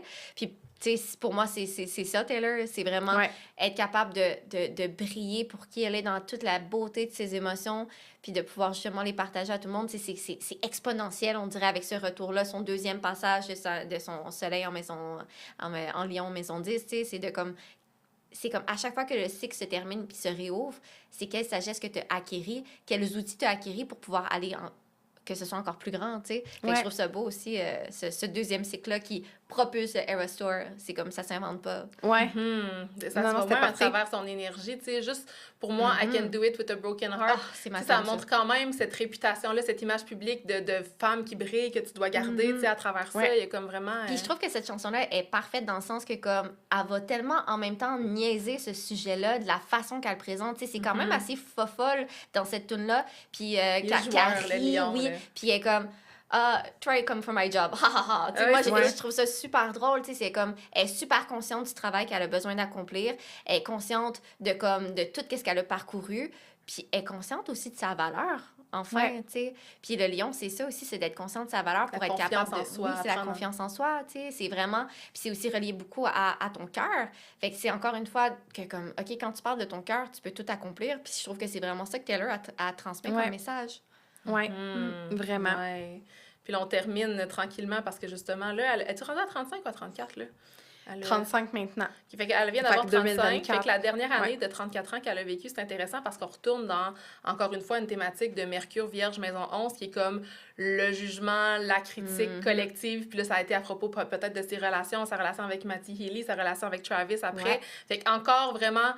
scruté, genre à la loupe, encore une fois, comme dans cette même énergie-là. Comme en 2010-11 qu'on disait tantôt. Ça, exact. Oui, c'est ça. Fait que c'est le retour à ce moment-là de juste que comme tout le monde se pose des questions sur elle, tout le monde est vraiment dans le spotlight de son soleil en maison 10 qui termine pour comme qu'on commence tout à justement Taylor est rendue là dans sa vie, ok, on va la juger, on va l'accepter, on va peu importe qu'est-ce qu'elle fait, on va juste tout être au courant, tu sais. Puis même si elle essaie de se cacher, on va la trouver, tu sais. Puis là on tombe tranquillement. Justement, la Eras Tour est finie. Tu sais, cette année, on a entendu beaucoup parler de Taylor pour tout... Autant que ce soit avec le procès de Blake Lively, qu'elle s'est fait mettre là-dedans sans le vouloir, ou que ce soit justement avec toutes les games du Super Bowl, qu'elle s'est fait mettre de l'avant. Peu importe, peu importe c'est la situation qui, son nom va popper à quelque part. Que ce soit les élections avec Donald Trump, comme, elle s'est quand même fait name drop quand elle était même plus comme, elle s'est retirée de la sphère publique, puis elle se fait quand même name drop, tu sais. Donc, pour moi, c'est vraiment comme, elle a été très, très mise en lumière, puis c'est encore plus intense avec le Mercure en Vierge. Puis pour transitionner tout doucement vers le Vénus en Balance en maison 12. Balance qui est le signe de Travis, son signe solaire. Puis Vénus qui est la planète des relations. Maison 12, c'est la maison de tout ce qui est caché. Fait que, tu sais, cette année, c'est vraiment de prendre le temps de vivre sa relation. C'est comme en retrait. En retrait, puis de comme... Juste comme... Dans le vrai. Dans le vrai, oui, dans le vrai. Puis de comme juste, genre, prendre le temps de le faire. Il y a des choses que tu laisses mourir. T'sais, la maison 12, c'est la dernière maison en astrologie. Fait que ça représente aussi les fins. Puis je trouve ça intéressant qu'elle a eu 35 ans, qu'elle est rentrée dans son année de maison 12, puis que ça a été la fin du Eras Tour à ce moment-là aussi. Fait que là, elle rentre là-dedans, puis on la voit plus. Tu sais, maison 12, c'est tout ce qui est caché. Puis ça peut tomber aussi dans une genre d'exploration de ton inconscient, dans l'auto-sabotage, dans les conflits, la santé mentale. Fait qu'en ce moment, peut-être qu'elle est en train d'emmener des énergies très vénusiennes, balance, de la paix, de l'harmonie dans sa vie pour comme retrouver son calme mental avant de renaître l'année prochaine quand elle va re-rentrer dans la maison 1 pour un nouveau rebirth, là, tu sais. Oui, puis tu sais, la balance, c'est aussi un signe, oui, c'est l'harmonie, mais c'est aussi, tu sais, c'est la justice. Fait que de justement, c'est comme si en ce moment, elle prenait le temps de, comme, oui, vivre sa relation avec Travis, puis oui, de prendre le temps de justement ça, mais d'harmoniser un petit peu peut-être ses valeurs, ses croyances, d'être comme, OK, j'ai accompli ça, c'est quoi le prochain step? Qu'est-ce que j'ai envie de vivre? C'est intéressant, ça. Est-ce que j'ai envie de vivre... C'est quoi mon prochain projet? Est-ce que ça va être la maternité? Est-ce que ça va être Reputation, mon réenregistrement? C'est quoi ma prochaine étape? C'est quoi le prochain move? Mais sans se presser. Puis c'est aussi, tu sais... Peut-être qu'elle ne sait pas encore non plus c'est quoi son prochain move, qu'elle a juste envie de vivre sa relation aussi. Tu sais, ça, seule, elle peut le savoir. C'est une année d'intégration, la maison 12. C'est vraiment, elle a besoin de comme s'ancrer là-dedans, puis de comme juste s'asseoir un peu, puis de souffler, puis d'être comme... OK, dans les 3 dernières années, j'ai fait une tournée mondiale, j'ai commencé une nouvelle relation, puis comme... On se voyait entre 2 shows, entre 2 matchs. Exact, tu sais, c'est ça. Fait qu'ils n'ont jamais pris le temps de savoir c'était quoi le quotidien ensemble. Se lever, puis juste comme, on va souper là, comme on fait ça. On peut choisir ce qu'on fait aujourd'hui. On peut juste genre chiller à pendant la longtemps. Mais il y a quand même quelque chose qui me dit que, tu sais, une année de Vénus, c'est pas comme l'année de Saturne qu'on parlait avec Joe tantôt dans sa maison 4 qui venait la retirer, la mettre vraiment en retrait. Vénus, c'est créatif. Fait que c'est comme moi, je vois le créer dans l'ombre avec Vénus maison 12, comme créer dans une partie cachée. Fait que sûrement qu'elle est en train de vivre, tu sais, la balance, c'est le signe des partenariats, puis de comme l'amour qu'on se porte. Tu sais, c'est la planète de l'amour. C'est comme si je la vois en train de vivre sa petite intimité avec Travis, puis sûrement qu'elle l'écrit. Elle se lève le matin pour écrire. C'est ça. Moi, spéculation, comme parenthèse sur ma spéculation aussi, on parle vraiment jamais du fait, comme au niveau de sa santé mentale. Quand le Eras Tour a terminé, ça devait être quand même challengeant, là. T'es sur le gros, comme... Absolument. La maison 12, c'est la maison c'est comme ma surprise song, puis je vais mettre quel costume, je vais faire telle affaire, puis d'être tout le temps comme sur une espèce de régime vraiment intense. Il a dû avoir une espèce de grand vide... Puis ça a dû être comme, tu sais, comme quelqu'un qui tombe à retraite ou comme quelqu'un qui... si vous avez vécu une dépression post-Eras Tour, comment elle doit l'avoir vécu aussi, sa dépression post-Eras Tour? Elle a besoin de temps pour vivre ces émotions-là, tu sais, parce que t'es dans le moment, t'es dans l'adrénaline, mais quand l'adrénaline redescend, tout ton corps se vide. Pendant que tout le monde est comme, sors, c'était l'affaire. Oui, puis toi, t'es comme, j'ai juste envie de me reposer. J'ai besoin, genre de... en tout cas, j'y pense souvent à cette espèce de besoin-là, puis de composer avec plusieurs émotions qui doivent être contradictoires. Parce que, tu sais, c'est comme, OK, mais j'ai d'autres affaires à faire, mais là, attends, je veux me déposer, comme, je veux vivre mon amour, puis les gens, ils ne laissent pas se déposer, tu sais, autant que comme son Eras Tour est fini, que tout le monde était comme, wow, c'est le show qui était le plus payant. Un documentaire. Mais c'est aussi comme... toutes les choses qui ont été pointées du doigt par la suite. C'est comme si son era se finit, elle n'a même pas eu le temps de s'asseoir sur ses lauriers, qu'il y avait le Super Bowl, qu'il y avait ci, qu'il y avait ça, qu'il y avait toujours quelqu'un qui rappelait quelque chose de négatif. Elle n'a même pas eu le temps de s'asseoir sur son positif. Fait que, de prendre le temps de refléter tout ça, puis d'être vraiment dans l'harmonie de sa création, au lieu d'être dans l'aliénation. Elle a vraiment ces deux options-là, mais avec Vénus, puis le petit côté justement plus doux que ça apporte, j'ose croire qu'elle est capable d'aller justement dans cette harmonie-là pour se régénérer. Puis selon moi, sa relation avec Travis doit lui apporter justement ce côté un peu nourricier. On vous expliquera plus tard comment dans l'après-show. Qu'elle a besoin pour se sentir justement dans ce petit confort-là tout doux qu'elle mérite grandement. Ben oui, tout à fait. C'est un bel exemple de comment, justement, dans nos profections annuelles, oui, notre carte natale va être activée avec certains secteurs, mais aussi, il y a des personnes avec ces énergies-là qui vont rentrer dans nos vies. Fait que le fait qu'elle va passer, on s'imagine, une année plus avec Travis, puis qui porte beaucoup d'énergie de balance, ben c'est intéressant. Tu sais, moi, dans mon année de Gémeaux, je rencontre plein de Gémeaux, comme il y a vraiment... Puis, tu sais, dans cette année de Gémeaux, je sais que Kanye, il est Gémeaux, puis que, comme dans sa maison 8, genre, qui est vraiment, genre, les deuils, les peurs, les traumas, puis lui est venu activer ça dans ses années comme je trouve ça tellement intéressant. Ben oui, totalement. C'est le fun de voir comment justement les cartes interagissent avec les autres, tu sais. C'est intéressant. Ben là, justement, côté projection, j'ai demandé aux filles que l'après-show, dans le fond, dans la voûte, ça soit les projections, des spéculations sur les prochaines actions que pourrait faire avoir Taylor dans les prochains mois, prochaines années, en fonction de ce qui se passe dans sa carte, puis ce qui se passe dans les étoiles. Donc, c'est ce qu'on va faire dans l'après-show. Donc, l'épisode va se terminer ici. Si vous voulez nous suivre dans la voûte, ben vous pouvez vous inscrire au Patreon et nous suivre de l'autre côté. Sinon, ben je vais vous saluer tout de suite pour ceux que ça se termine ici. Donc, merci beaucoup les filles. Comme le travail, j'ai presque pas parlé. Je suis comme C'est comme une lecture de carte du ciel un peu. J'adore. Je suis comme... Parfait. Fait que on va aller poursuivre cette conversation-là. Puis sinon, je vous remercie tout le monde d'être là jusqu'ici. Puis on se voit dans le Patreon pour ceux qui nous suivent.